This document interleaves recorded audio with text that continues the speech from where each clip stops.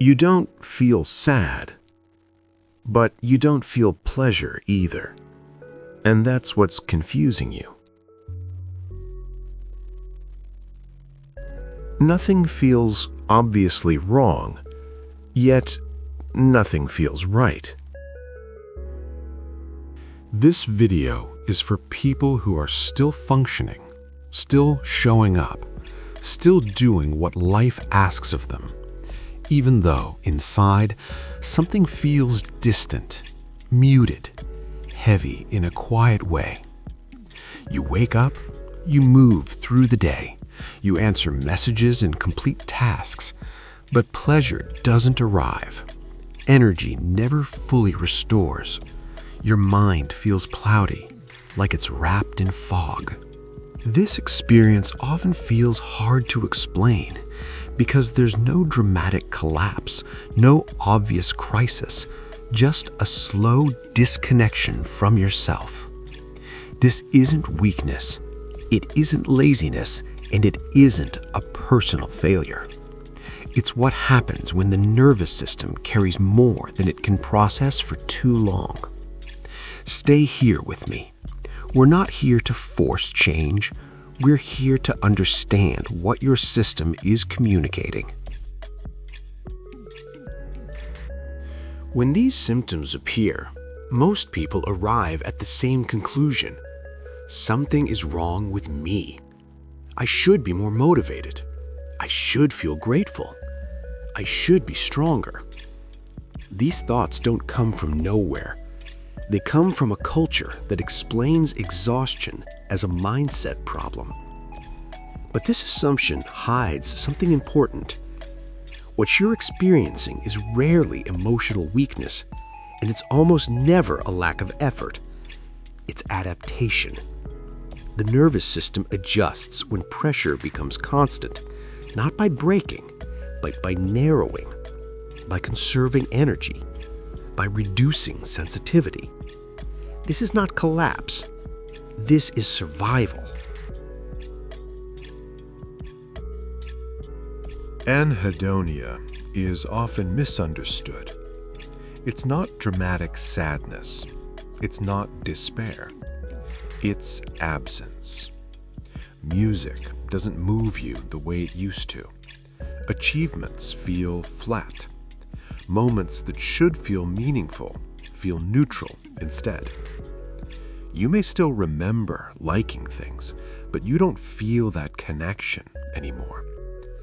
This can be frightening because it feels like losing a part of yourself.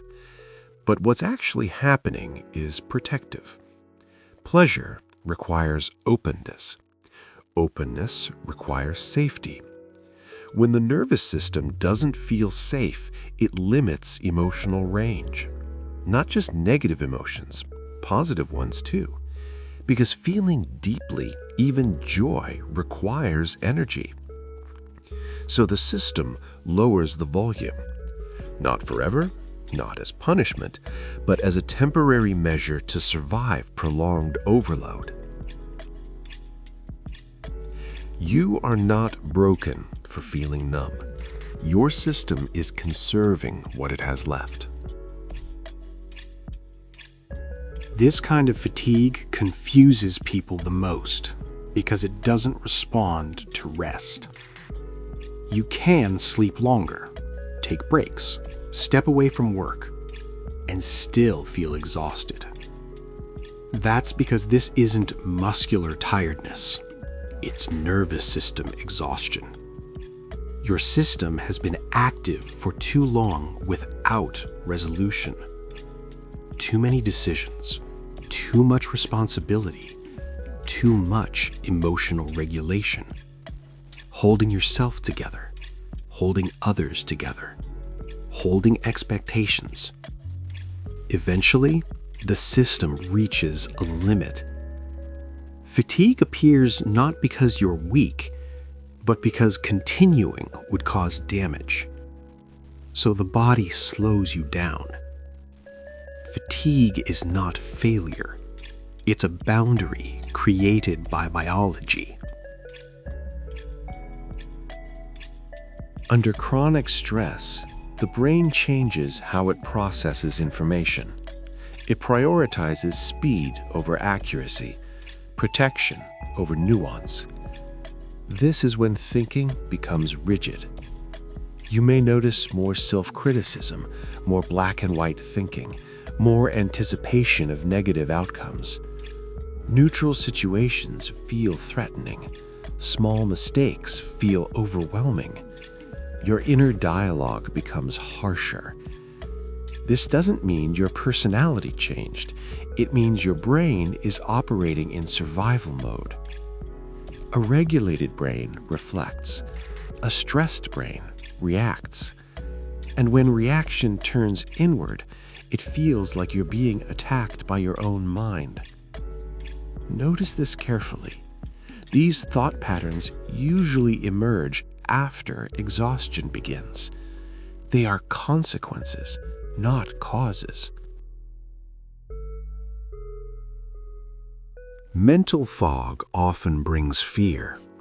Fear of losing intelligence, fear of permanent damage, fear of never feeling clear again. But fog is not deterioration, it's saturation. When the nervous system receives more input than it can integrate, processing slows, attention fragments, memory retrieval weakens, language access becomes inconsistent. Your brain is not failing, it is overloaded. Fog is what happens when the system says, "I can't process anything else right now." It is a pause signal, not an ending. Many people respond to this state with force. They push harder. They demand productivity. They ignore internal signals. But pressure communicates danger. And when the nervous system senses danger, it tightens its defenses. More numbness, more fatigue, more fog. Regulation never begins with force. It begins with safety. Understanding reduces threat. Naming creates orientation. Orientation allows softening. This is why comprehension itself can feel relieving. You are not losing yourself. You are protecting yourself. Your system didn't shut down because you failed. It slowed down because it reached capacity. Anhedonia is protection. Fatigue is protection. Mental fog is protection. Even distorted thinking is protection. These are signals from a system trying to prevent deeper harm.